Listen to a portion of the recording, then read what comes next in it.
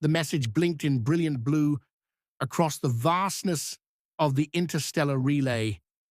Aboard the alien vessel, curiosity buzzed through the minds of its crew. They had finally arrived at the infamous Deathworld, a planet that had been labeled too dangerous for most sentient life forms to visit.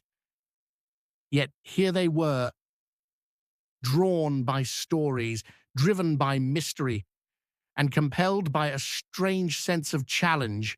Earth hung suspended before them, a blue and green orb swirling with violent storms towering, mountain ranges, raging seas, and a patchwork of scars etched across its surface. It looked harmless enough from the vacuum of space, but the transmission they received hinted otherwise. The alien captain pressed a control panel, activating the message again. "Welcome to Earth, the third planet of the Sol system. We apologize in advance for any chaos you may encounter. Earth is classified as a death world, an environment hostile to most forms of interstellar visitors. Our gravity is high compared to many systems. Our temperatures fluctuate wildly. Our atmosphere contains gases known to corrode certain species' biology." The crew exchanged nervous glances, their vibrant eyes reflecting the warnings in the transmission. "If you proceed to land, be aware of the creatures that inhabit this world. Evolution here has been merciless. Wildlife ranges from microscopic viruses that can infiltrate your biology to apex predators capable of overwhelming advanced defenses. Humans ourselves evolved in response to such predators. So our species comes equipped with highly reactive fight or flight instincts." The aliens had heard of humans, creatures with strange ingenuity, unpredictable tendencies, and a resilience that bordered on absurd. Their own technology had evolved in comfortable biomes. Systems of logic and tranquility had allowed them to thrive, but humans were something else entirely. Survivors of catastrophe, masters of adaptation, and creators of weapons that could alter the fabric of existence. The captain frowned as the next part of the message played. "In addition to the wildlife, Earth boasts extreme environmental hazards. These include earthquakes, tsunamis, volcanic eruptions, tornadoes, and electrical storms. Our atmosphere is rich in oxygen, which makes combustion highly probable in certain conditions. Be prepared for atmospheric fires in the event of meteor impacts, space debris, or mismanaged landings." The navigator gulped, their smooth lavender skin turning pale. "Yet, despite these challenges, humanity welcomes you," the transmission concluded with a strange optimism. "If you seek understanding, knowledge, or collaboration, we are eager to meet you. But understand that we are survivors first and foremost, and survival on Earth is never guaranteed. Proceed with caution." The alien crew debated among themselves. Could they trust the humans? Would their famed hospitality outweigh the dangers of their world? Would the risk be worth the reward? Curiosity began to win over caution, as it often did among explorers. The ship breached the atmosphere, and the first thing they noticed was the sky, a kaleidoscope of colors painted by the setting sun. It was breathtaking, almost surreal, but beauty quickly gave way to chaos. Their craft trembled against the turbulence. Winds tore at their stabilizers. Lightning crackled in the distance.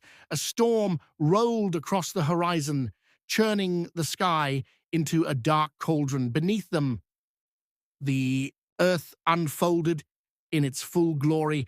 Mountain ranges stretching like jagged teeth, oceans roaring with relentless waves, forests blanketing the land in emerald shadows. The humans were waiting for them, as promised.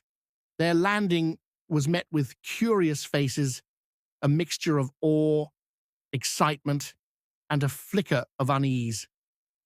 The aliens noticed how the humans carried themselves upright, alert, and armed with tools that could double as weapons. These were a people shaped by adversity, and it showed. The humans introduced themselves, offering greetings in a dozen different languages. Their diversity was astounding, from their skin tones to their cultures to their traditions. Each seemed to carry the weight of countless generations. The aliens marveled at their hosts, but their admiration was short-lived. The first challenge of Deathworld made itself known that night. A predator emerged from the jungle, massive and silent. Its scales glimmered like obsidian, and its eyes burned with predatory hunger. The humans did not panic. They acted with precision. In the days that followed, the aliens learned more about Earth. They experienced its dangers firsthand. They marveled at its beauty, and they grew to admire the resilience of its people. Deathworld was a fitting name for this planet, but so was something else. Home over the weeks that followed, the aliens immersed themselves in the chaos and wonder of Earth. Every corner of the planet presented a new challenge, a new lesson, and a new perspective. They trekked through blistering deserts where the sun burned like an unrelenting furnace. They braved the frigid tundras where the air seemed to slice through their protective suits.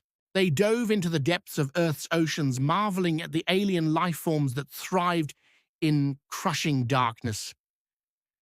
Through it all, the humans remained by their side, acting as guides, protectors, and occasional medics when the hazards of Earth took their toll on the alien explorers. The captain grew to appreciate the humans' uncanny ability to laugh in the face of adversity. Their optimism, though baffling, became infectious. One night, as they camped beneath the stars in a remote savanna, the alien crew gathered with their human companions. A fire crackled between them, its light casting flickering shadows on the bare, curious faces surrounding it. The captain turned to the human leader who had introduced herself as Commander Yara. "Tell me, Commander, how do you endure it all?" The storms, the predators, the endless dangers. "Why not abandon this place for something easier?" Commander Yara smiled, her face illuminated by the glow of the fire. She picked up a small rock from the ground, turning it over in her hands. "This place is our crucible," she said. "Every storm, every trial, every struggle, it's shaped us into who we are. Leaving it behind would mean leaving behind what makes us human." The captain pondered her words. The humans had an undeniable strength, born not from their environment alone, but from their refusal to let it break them. As the days turned into weeks, the aliens began to adapt. They learned how to navigate Earth's unpredictable weather, how to avoid its most dangerous creatures, and how to rely on the humans when things went wrong. Their fear of the death world was gradually replaced by admiration for its raw power and beauty, but then disaster struck. A supervolcano, dormant for centuries, erupted with catastrophic force. The skies darkened as ash and smoke billowed into the atmosphere. Rivers of molten rock carved fiery paths across the land, destroying everything in their wake. The ground trembled with unrelenting earthquakes, and the air grew thick and suffocating. The aliens panicked. Their instincts screamed at them to flee, to abandon this cursed planet and escape to the safety of their ship. But the humans had other plans. Commander Yara rallied her people, coordinating evacuation efforts with precision. They worked tirelessly to save not just themselves, but also the alien visitors. The captain watched in awe as humans risked their lives to pull strangers from the rubble, to share their dwindling resources, and to fight against impossible odds. For the first time, the aliens understood the depth of human resilience. It wasn't just about survival. It was about unity, compassion, and an unyielding determination to protect what mattered.